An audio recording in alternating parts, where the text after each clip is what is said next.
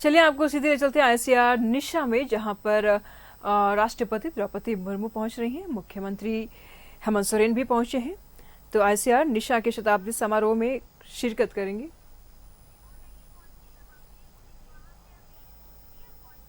तो तस्वीरों में आप साफ तौर पर देख पा रहे हैं मुख्यमंत्री हेमंत सोरेन पहुंच चुके हैं।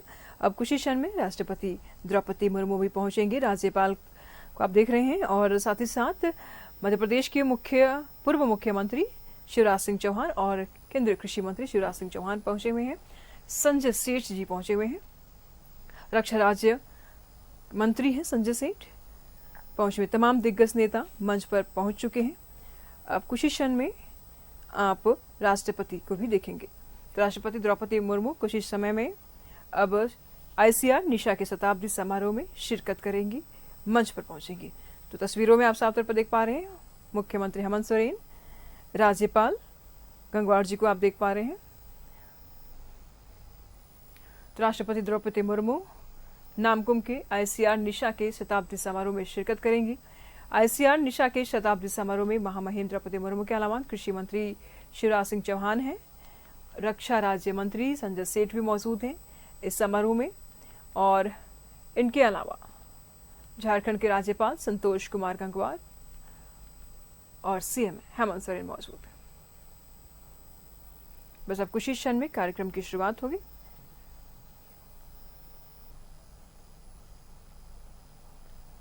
तो नामकुम में ये कार्यक्रम का आयोजन किया गया है। तमाम दिग्गज नेता बीजेपी के पहुंच चुके हैं और माफ कीजिएगा, या तमाम दिग्गज नेता पहुंच चुके हैं। अब कुछ ही क्षण में राष्ट्रपति द्रौपदी मुर्मू पहुंचने वाली हैं। डॉक्टर अभिजीत कर जी, यहां उपस्थित मेरे प्रिय बहनों, भाइयों, बेटे बेटियों, आप सबको नमस्कार, आप सबको प्रणाम। बहनों और भाइयों, कृषि मंत्री बनने के बाद मैं रांची आया था और यह पहला संस्थान था, राष्ट्रीय कृषि उच्चतर प्रसंस्करण संस्थान, जिसमें मैंने विजिट की थी और रात भी किसी होटल में नहीं सोया, यहीं इसी परिसर में आके सोया था। और तब अभिजीत और बाकी साथियों से चर्चा हुई, मैंने पूरा भ्रमण किया, यहां लाह के खेती के बारे में, उत्पादन के बारे में, प्रोसेसिंग के बारे में, संभावनाओं के बारे में पूरा समझा। और तभी मुझे बताया कि संस्थान की स्थापना को 23 तारीख को 100 साल पूरे हो जाएंगे। और फिर मुझे ये कहा कि 100 साल पूरा होने के अवसर पर अगर महामहिम राष्ट्रपति जी पधार जाएं तो ये संस्थान भी धन्य हो जाएगा और लाह की खेती करने वाले किसानों का भी कल्याण हो जाएगा। आज हम गौरवान्वित हैं, अत्यंत प्रसन्न और गदगद है कि हमारे अनुरोध को स्वीकार करके महामहिम राष्ट्रपति जी पधारिए। एक बार फिर उनका हृदय से स्वागत है, उनका हृदय से अभिनंदन है।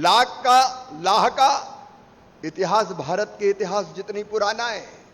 5000 साल पहले महाभारत हुआ था। तब महाभारत में हमने पढ़ा था कि कौरवों ने पांडवों को मारने के लिए लक्षागृह बनाया था। वो लाह से बना था, लाख से बना था। और तब से लेके आज तक लाह की खेती होती चली आ रही है।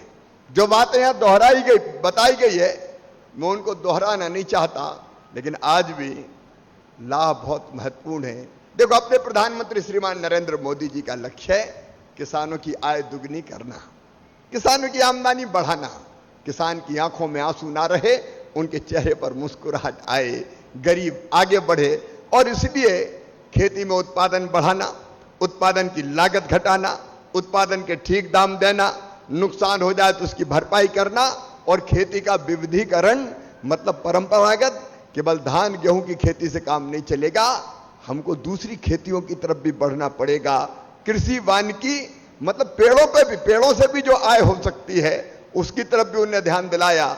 और जब इस दिशा में हम सोचते हैं तो लाह की खेती बहुत महत्वपूर्ण है। अभी मैं आंकड़ों में नहीं जा रहा, आज भी 400 करोड़ रुपए का लाख हम निर्यात करते हैं, लेकिन इस खेती में अभी जो भाई बहन जुड़े, अभी उनमें से कई ऐसे हैं जो लाख रुपया से ज्यादा कमा रहे हैं, उन्हें अलग अलग समूह बनाए हैं। उस समूह की आमदनी भी 25 से लेकर 30 लाख रुपया तक है। अनंत संभावना है इसमें। और इसलिए लाह की खेती, देखो लाह महत्वपूर्ण है हमारी आय बढ़ाने के लिए। लाह महत्वपूर्ण है, प्लास्टिक का ये विकल्प है। प्लास्टिक पर्यावरण का दुश्मन है, तो प्लास्टिक से बचाने के लिए हम लाह का उपयोग कर सकते हैं। महिला सशक्तिकरण के लिए आज कितनी बड़ी संख्या में मेरी बहनें यहां पर बैठी है, मैं उनका यहां पर स्वागत करता हूं। और लाह की खेती बड़े आसानी से हमारी बहनें भी कर सकती है, महिलाएं भी कर सकती है। और प्रधानमंत्री जी का कॉन्सेप्ट है लखपति दीदी बनाना है, मतलब हर बहन की आमदनी कम से कम 1 लाख रुपया सालाना हो जाए, इसका इंतजाम करना है। इसके लिए लखपति दीदी योजना बनाई उन्होंने। और उस लखपति दीदी योजना का विभाग भी मेरे ही पास है, ग्रामीण विकास विभाग। तो मेरी बहनों, लाह के माध्यम से भी लखपति दीदियां बनाई जा सकती है। आपकी आमदनी बढ़ा के 1 लाख रुपया से ज्यादा की जा सकती है, तो उसमें हम कोई कसर नहीं छोड़ेंगे। कृषि विभाग, भारतीय कृषि अनुसंधान परिषद, हम कैसे लाख की ठीक से प्रोसेसिंग हो, पैदावार बढ़े और प्रोसेसिंग के बाद ठीक दाम मिले। अभी कई तरह की चीजें यहां कही गई है, अभिजीत ने भी कुछ चीजें कही थी, मैं बहुत विस्तार में नहीं जाऊंगा, समय की सीमा है। लेकिन 3-4 चीजें मेरे ध्यान में आती है। महामहिम आए हैं तो लाह की खेती आगे बढ़े और लाह उत्पादक किसानों की और गरीबों की समस्या का समाधान हो, क्योंकि आदिवासी भाई बहन, गरीब भाई बहन, पिछड़े भाई बहन इस खेती के काम में लगे हैं। और इसलिए लाख का उत्पादन कम से कम दुगना हो जाए। लाख के उत्पादन में लगे भाइयों और बहनों को और प्रोत्साहन मिले, उनकी आय बढ़ जाए। और लाख के उत्पादक किसानों को, अभी चूंकि ये फॉरेस्ट डिपार्टमेंट में आता है, वनोत्पाद है, इसलिए कृषि विभाग की योजनाओं का लाभ नहीं मिलता। इसलिए मैं पूरी गंभीरता से प्रधानमंत्री जी के आशीर्वाद से ये प्रयत्न करूंगा कि लाख को कृषि उत्पाद के रूप में पूरे देश में मान्यता मिल जाए। इसमें हम कसर नहीं छोड़ेंगे। और प्रधानमंत्री जी के आशीर्वाद से यह संभव होगा तो कृषि विभाग की कई योजनाओं का फायदा हमारे लाह के उत्पादक किसानों को मिलेगा, लाह की प्रोसेसिंग के लिए मिलेगा। दूसरी चीज जो बार बार यहां आई है, लाह के क्लस्टर आधारित प्रसंस्करण इकाइयों की स्थापना। और इसलिए भारत सरकार पूरी ताकत से इस पर ध्यान देगी कि हम क्लस्टर आधारित प्रसंस्करण इकाइयों की स्थापना में मदद करें, ताकि प्रोसेसिंग का काम आसान हो जाए और प्रोसेसिंग के कारण लाह के ठीक रेट प्रोसेसिंग के बाद हमारे किसानों को मिल जाए। एक बात आई है मिनिमम सपोर्ट प्राइस की, कि उसको भी कुछ बढ़ाने की आवश्यकता है। तो हम हमारे जनजाति विभाग के साथ मिलके इस बात का प्रयत्न करेंगे, क्योंकि ये नरेंद्र मोदी जी ने ही किया कि जितना खर्चा आता है उत्पादन में, कृषि उत्पादन में, उसमें 50% लाभ फायदा जोड़कर ही मिनिमम सपोर्ट प्राइस तय की जाए। तो मैं आपको विश्वास दिलाता हूं कि जितनी लागत आती है उसमें कम से कम 50% फायदा जोड़कर ही मिनिमम सपोर्ट प्राइस लाह के तय हो, ताकि ज्यादा पैसा हमारे भाई बहनों को मिल सके। किसानों को प्रशिक्षण की बात अभी यहां आई थी, अभी 1500 किसानों को प्रशिक्षण दिया जा रहा है। मुझे अभिजीत ने कहा कि 1500 के बजाय अगर 5000 किसानों को प्रशिक्षण दिया जाएगा तो हम प्रशिक्षित करके इस खेती से ज्यादा लाभ उठाने वाले भाई बहन तैयार कर सकेंगे। और इसलिए इस साल से 1500 नहीं 5000 किसानों को यहां प्रशिक्षण देने का काम किया जाएगा, ताकि प्रशिक्षण प्राप्त करके वो ज्यादा लाभ कमा सके। और संजय जी, रांची आज भी कृषि की शिक्षा, शोध और अनुसंधान का बड़ा केंद्र बन के उभरा है। मैं आपको और झारखंड वासियों को आश्वस्त करता हूं कि रांची को कृषि शिक्षा, अनुसंधान और शोध में देश का प्रमुख केंद्र बनाया जाएगा, उसमें हम कसर नहीं छोड़ेंगे। एक बार फिर आप सबकी ओर से महामहिम का मैं हृदय से स्वागत करता हूं, अभिनंदन करता हूं। मेरे साथ बोलिए भारत माता की, भारत माता की। बहुत बहुत धन्यवाद। चौहान जी अपने बीच में है, जिनकी आप बातें सुन चुके हैं।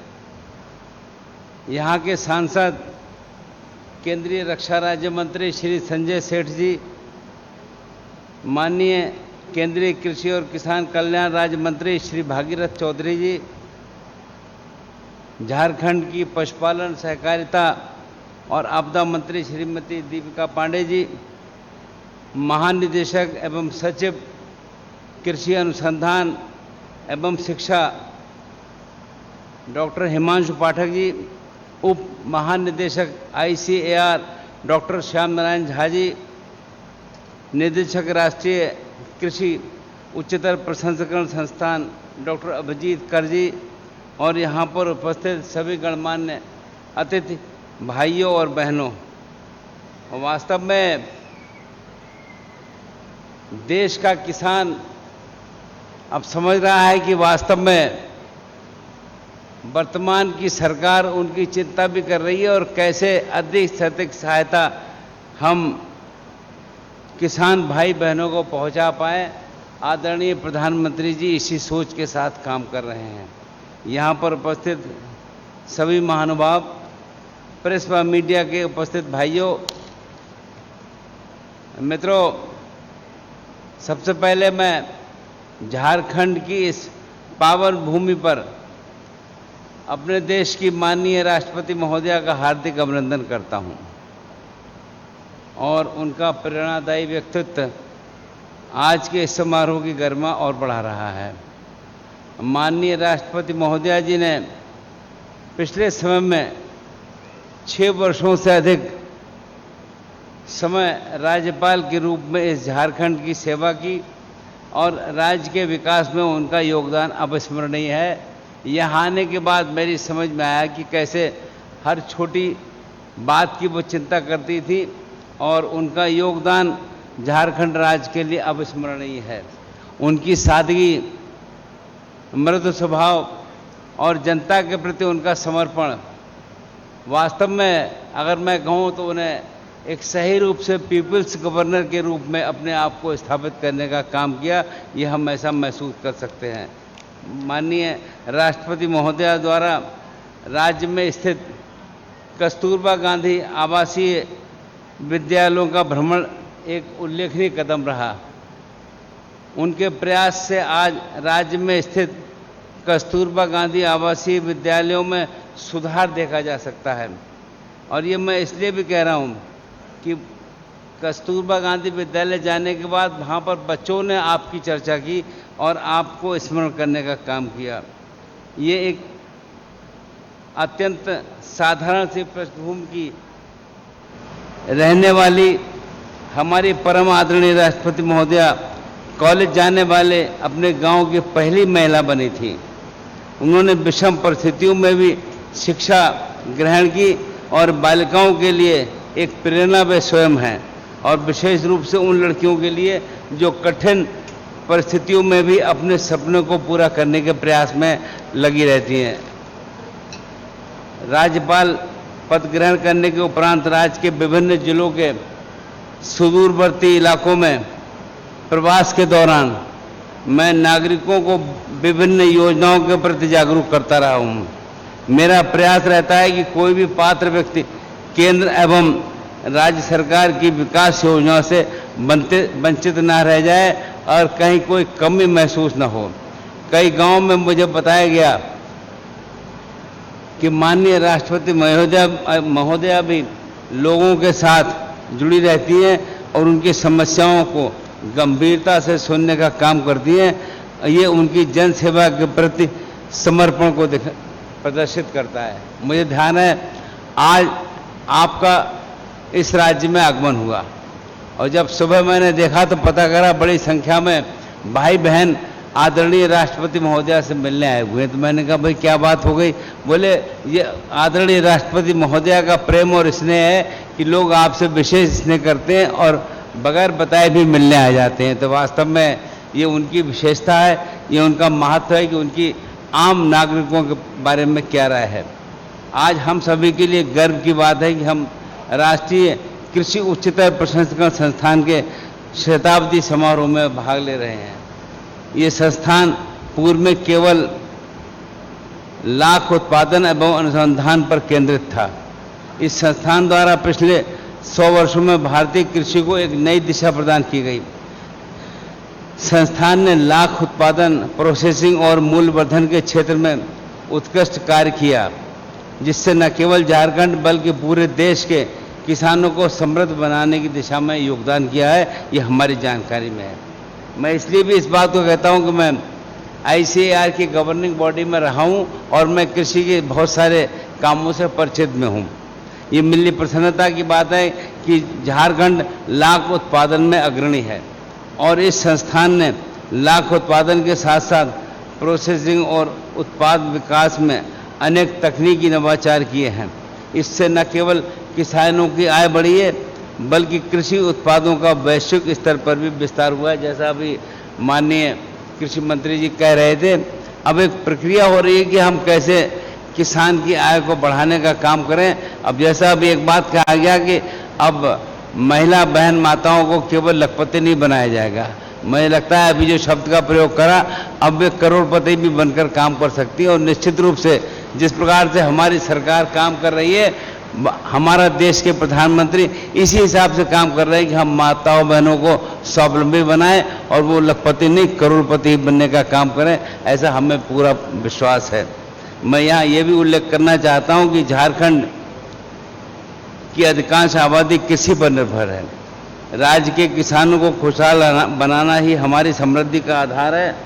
हमारे यशस्वी प्रधानमंत्री जी द्वारा किसानों की आय बढ़ाने के लिए जो प्रयास किए जा रहे हैं, हम सब समझ में आ रहा है, हम सब परिचित हैं उससे। और प्रधानमंत्री किसान सम्मान निधि योजना और किसान क्रेडिट कार्ड जैसी योजनाएं किसानों के लिए अत्यधिक लाभकारी सिद्ध हो रही हैं। ये सब हम सबकी समझ में भी आ रहा है। और आज यहाँ कि केंद्रीय ग्रामीण विकास तथा कृषि एवं किसान कल्याण मंत्री हमारे साथ मौजूद हैं।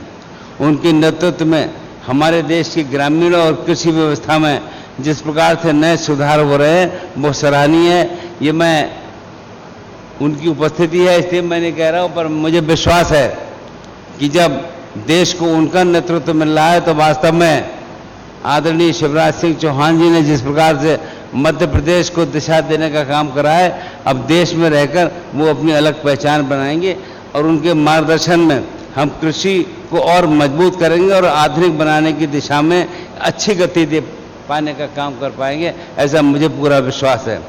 अंत में मैं इस संस्थान के सभी वैज्ञानिकों, शोधकर्ताओं और कर्मियों को बधाई देना चाहता हूं कि जिन्होंने इस महान यात्रा को सफल बनाया।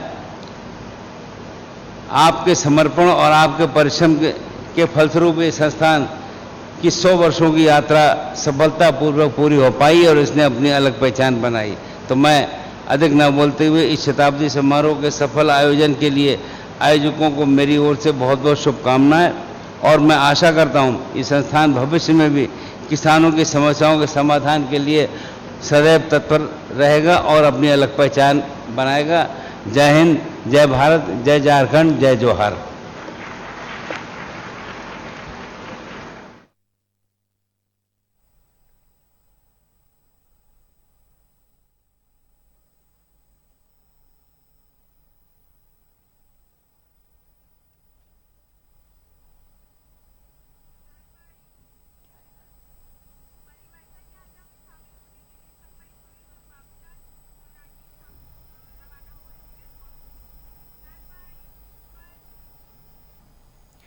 तो परिवर्तन यात्रा में शामिल होने के लिए बाबूलाल मरांडी और पूर्व सीएम चंपई सोरेन रवाना हो गए एयरपोर्ट से। तस्वीरें आप साफ तौर पर देख पा रहे हैं। परिवर्तन यात्रा का आगाज आज होने वाला है और गृह मंत्री अमित शाह करेंगे। इस यात्रा में शामिल होने के लिए पूर्व मुख्यमंत्री चंपई सोरेन और बाबूलाल मरांडी रवाना हो रहे एयरपोर्ट से।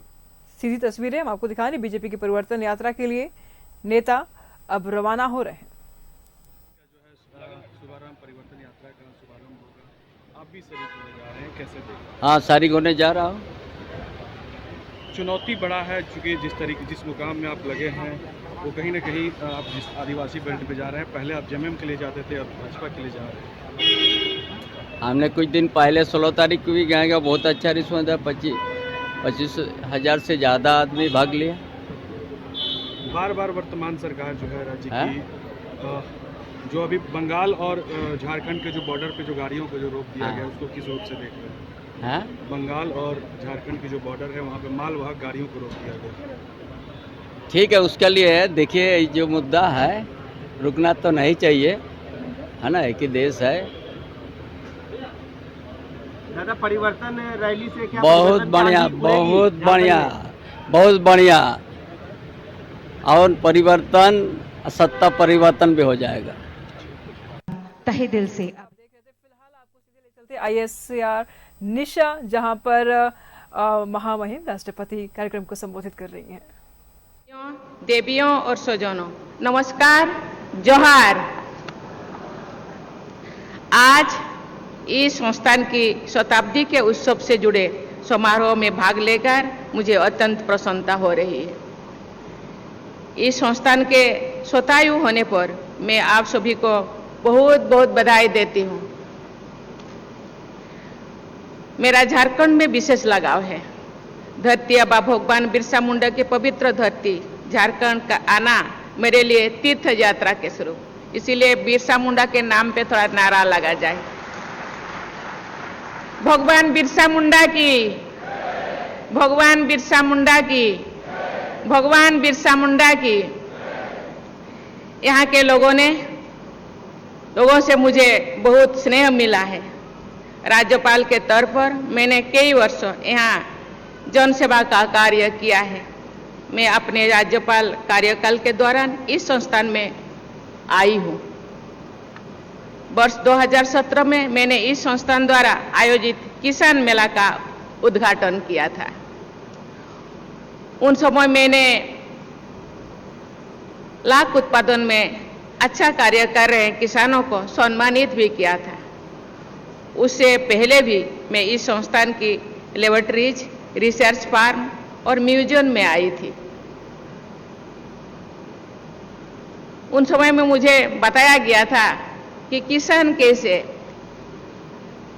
लाख द्वारा कैसे लाभान्वित होते थे।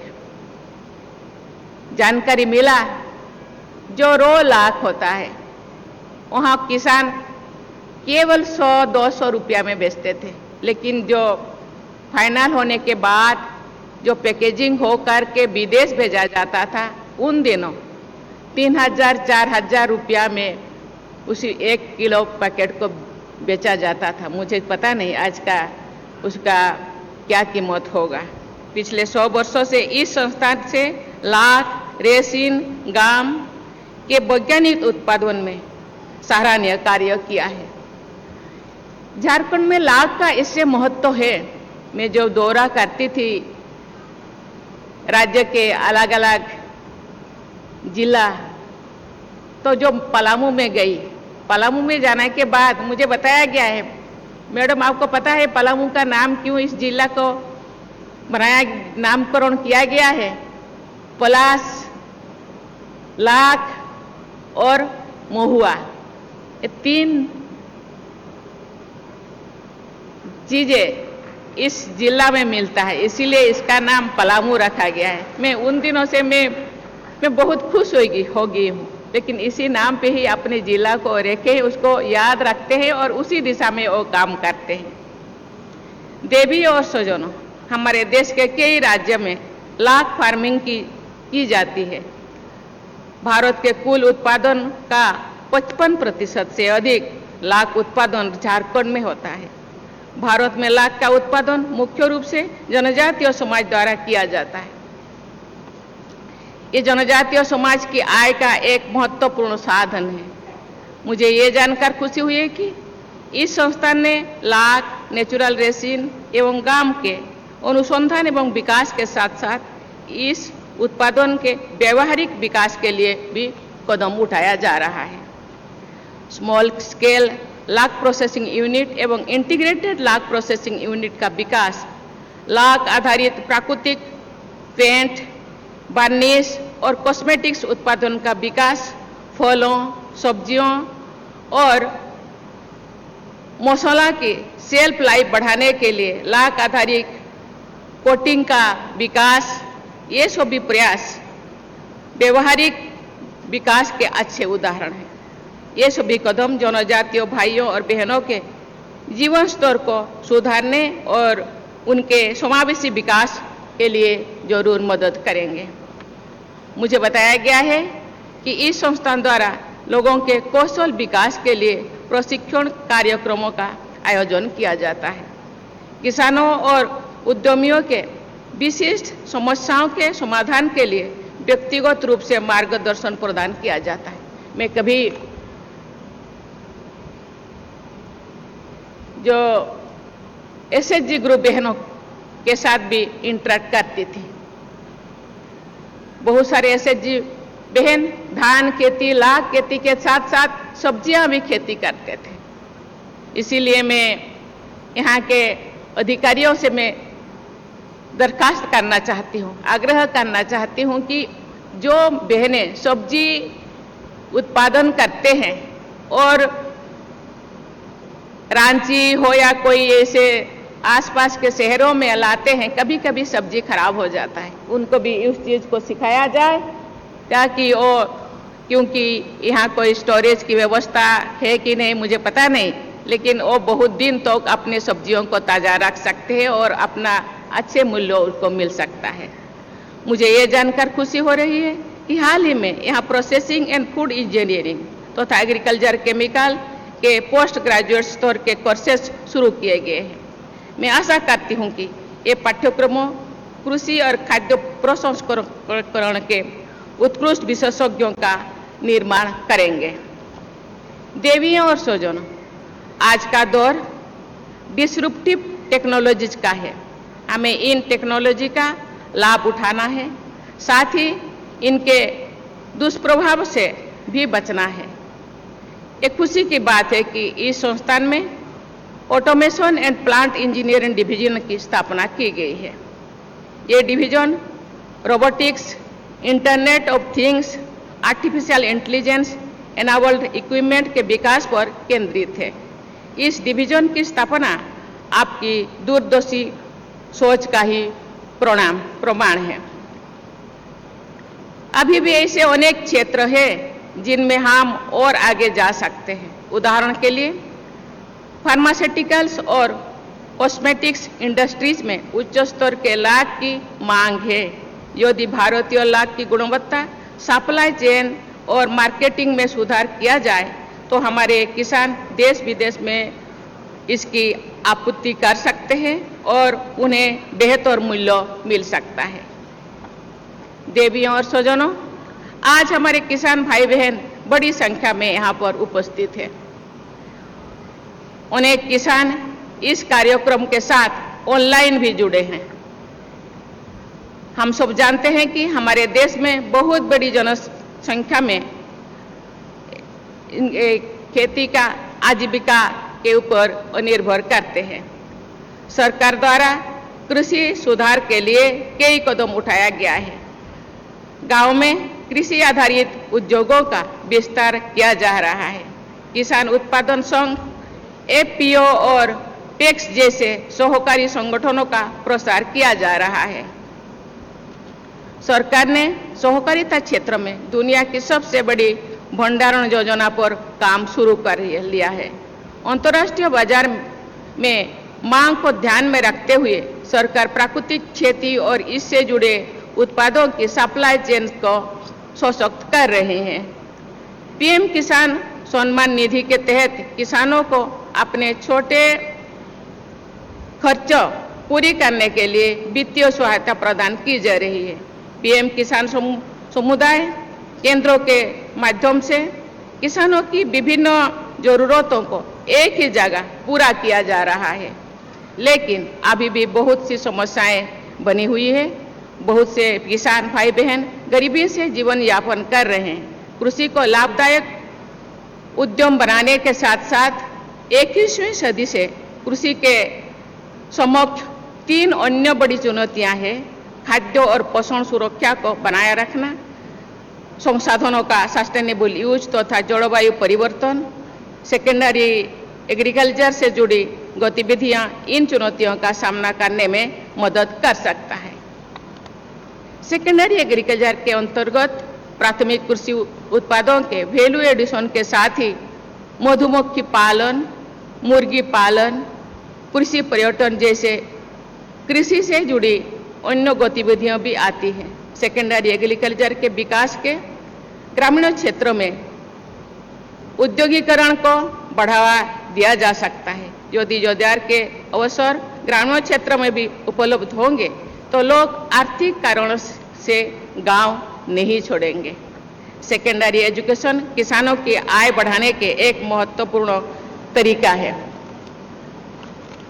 सेकेंडरी एग्रीकल्चर गतिविधियों के माध्यम से अपशिष्ट पदार्थों यानी वेस्ट मटेरियल्स का भी सही प्रयोग किया जा सकता है। अभी जो हम यहाँ इधर आ रहे थे वहाँ बहुत सारे वैज्ञानिक विशेषज्ञ वहाँ बहुत सारे एक्टिविटीज हम लोगों को दिखा रहे थे।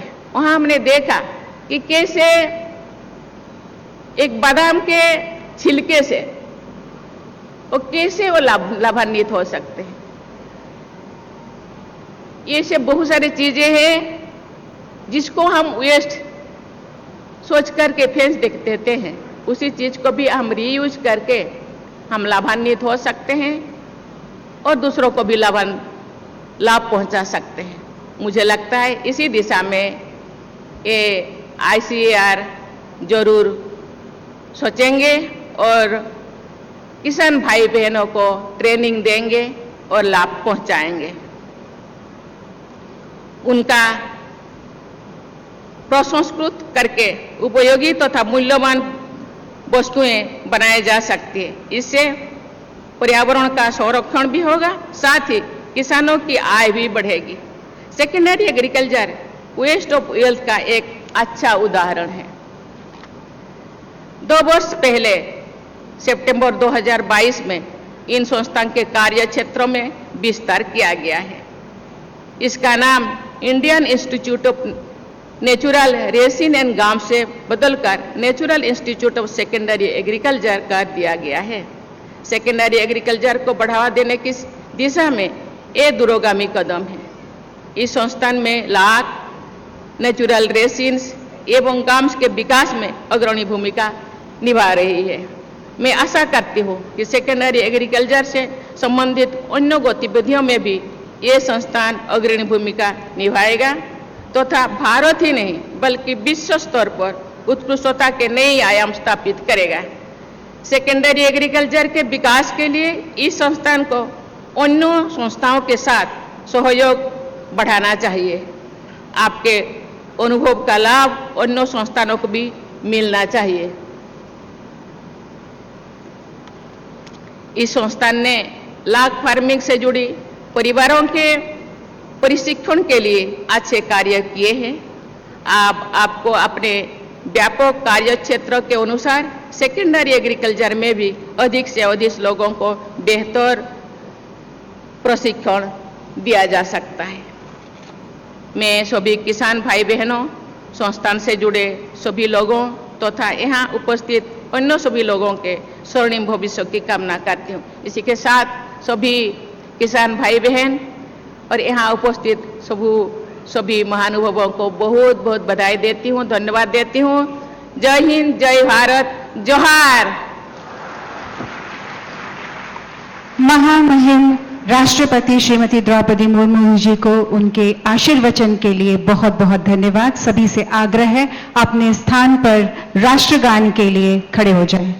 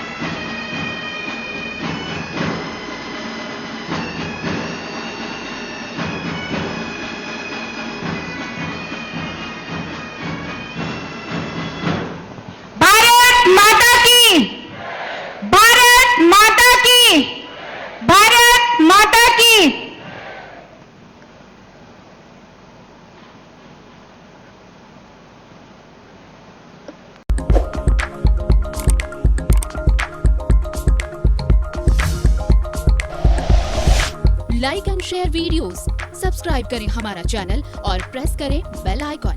News 11 भारत, सच है तो दिखेगा।